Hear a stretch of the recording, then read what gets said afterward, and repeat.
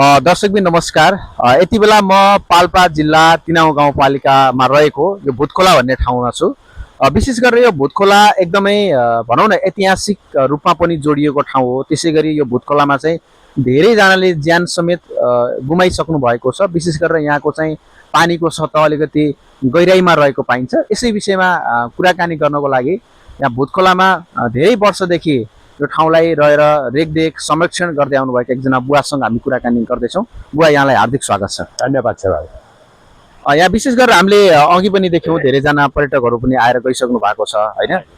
यहाँ अहिले के छ, अहिले भनौँ न अब चिसोको मौसम पनि सुरु भइसकेको छ। पानी यसरी चिसोको मौसम त बहुतै छ, किनभने आजभोलि पर्यटकहरू पनि आउन कम भइरहेछ।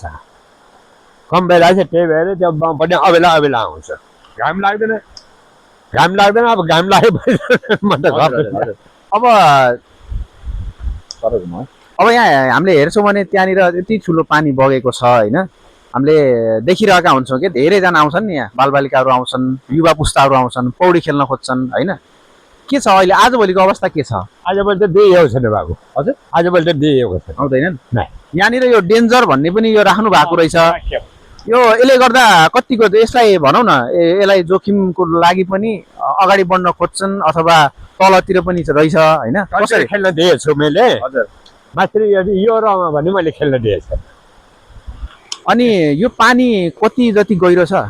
यो लगभग मेरो अन्दाजले हामीले पानी सुखाएर हेर्दाखेरि 60 फुट गहिरो छ। मान्छेले भन्छ कि 60 फुट छैन भनेर भन्छ, तर मैले मान्दैन। किनकि धेरै केटाहरूको उ गएको ज्यान गयो, त्यही भएर मैले जानु दिएको। अनि यो तपाईँहरूले जुन यहाँ आउने पर्यटकहरूसँग शुल्क उठाउनुहुन्छ नि, शुल्क लिनुहुन्छ, यो शुल्क कहाँनिर परेको हुन्छ? यो सामुदायिक वनमा हुन्छ। सामुदायिक वनमा परेको हुन्छ भनेपछि यो तिनाउ गाउँपालिका त्यसैमाथि सामुदायिक वनको सहकार्यमा चाहिँ अगाडि बढिरहेको छ। अनि अर्को कुरा के छ भन्दा यहाँनिर हामीले माथि मन्दिर पनि छ भन्ने एउटा बुझेका छौँ होइन। यो के छ, यो मन्दिर र यो भुतखोलाको केही सम्बन्ध हो अथवा मन्दिर चाहिँ पछि बनायो? होइन, मन्दिर छैन।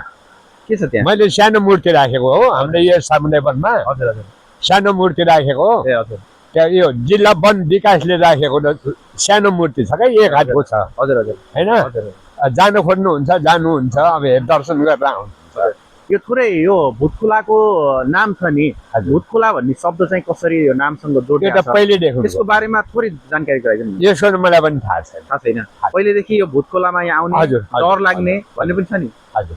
त्यो के छ, रातिमा आउँदा मात्रै यस्तो अथवा दिउँसोमा नि? दिउँसोमा त भाइ अहिलेसम्म मैले उ गरेको छैन कि थाहा पाएको छैन। एक्लै बस्छु, एक्लै सुत्छु। तपाईँलाई केही गर्दैन? नाइ।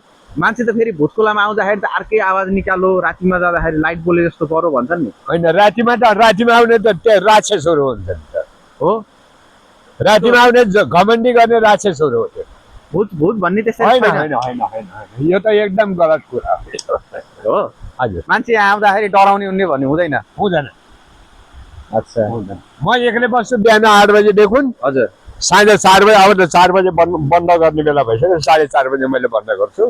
हजुरलाई कहिले काहीँ भूतले डराउनु दिन्न? खै आइसक्यो दिएछ हो र। भूत हुँदो रहेछ किन खासमा, के छ? खै हुन्छ कि हुन्न मलाई के थाहा छैन। नाइ। ए ठिक छ। अरू दिवस यहाँ पर्यटकहरू आउने रमाइलो किसिमको वातावरण छ? हजुर। ठिक छ, हुन्छ। यहाँलाई समय र सम्वादको लागि धन्यवाद।